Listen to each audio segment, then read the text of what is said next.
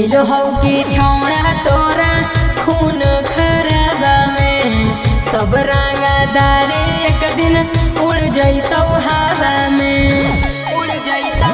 मिल हो की छौड़ा तोरा खून खराबा में सब रंगदारी एक दिन उड़ जैतौ हवा में।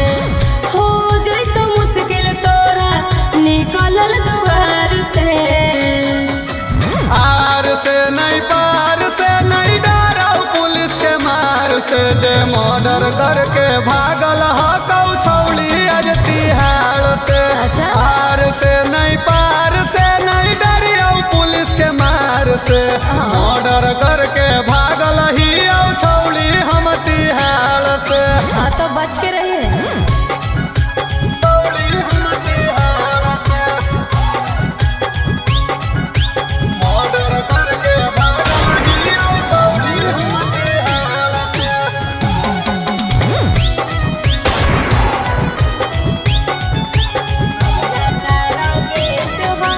अगला टारगेट हो कि छपल हो अखबार में तोरे नाम के चर्चा रोजे चलो हो बिहार में।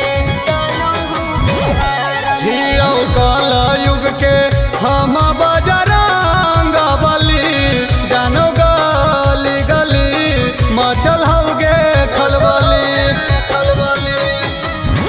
जहिया धरैनी तो टांगैनी बीच बाजार से। आर से नहीं पार से नहीं डरा पुलिस के मार से जे मर्डर करके भागल हकौ छौली आज तिहाड़ से। आर से नहीं पार से नहीं डरियौ पुलिस के मार से मर्डर करके भागल ही छौली हम तिहाड़ से।